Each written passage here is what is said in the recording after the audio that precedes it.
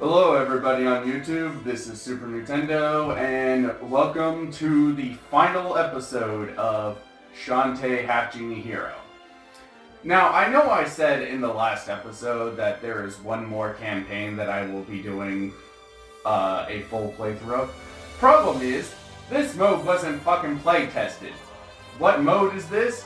Well, it's Pirates Queen's Quest. I just got done playing through a good chunk of this mode, because there's only 5 levels that you go to. And when you get to Tasseltown, you get this! Sorry in this thing of being a bit loud and ragey and whatnot, but this mode is genuinely fucking irritating. So, I, instead of doing that, am just going to show off the first level of each of these other modes. Because these modes are, well, you know, they're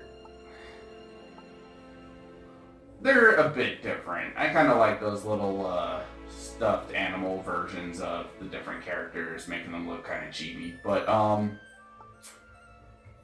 like, there's all these different modes and whatnot. Like, there's ninja mode, and there's beach mode, and officer mode, jammies mode, and whatnot. But as far as I can tell, they're just alternate versions of the main story, just with tweaked level design and tweaked,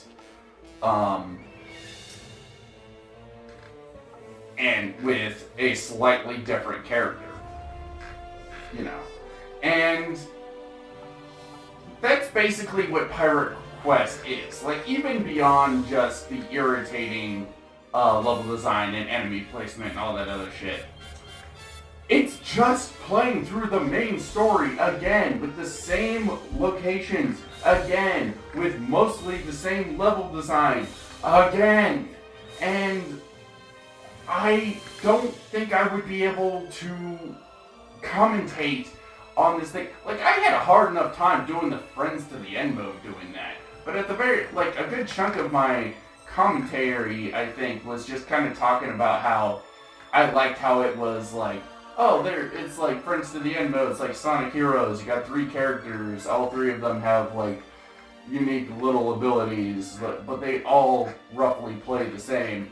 But at the very least, like, getting the gems to level up the characters, to upgrade their skills, and like if they got hit, they lost their gems and lost access to the skills. At the very least, like, that helped a little bit. Pirate's Quest, you play as Risky Boots, and she has like her different little weaponry that is supposed to play a lot like Pirate's Quest or Pirate's Curse. But even then, like, I don't think it really plays like that. Like, you get like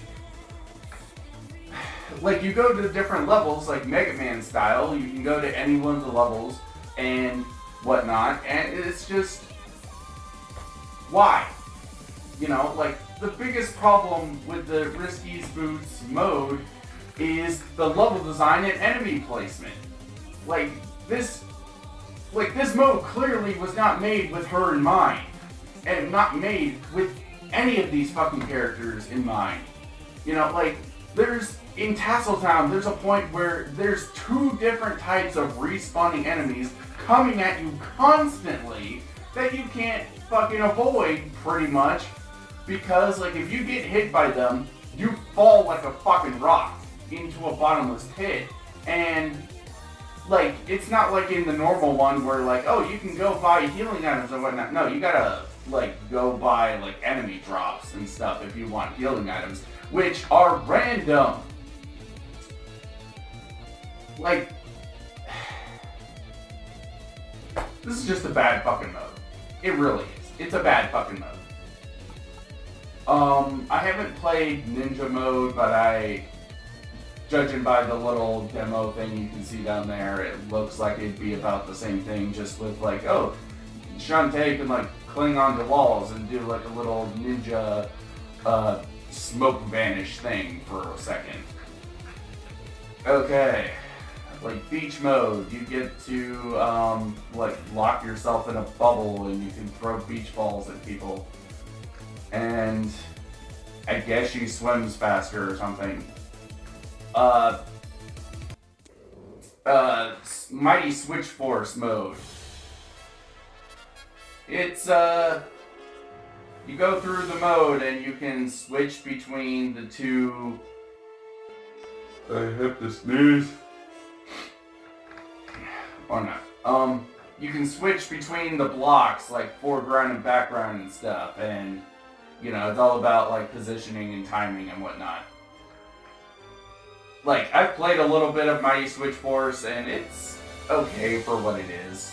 I'm not a big fan, but you know, it's okay for what it is. In Jammies mode, you get to throw pillows at people and sleep on a cloud. That's about it.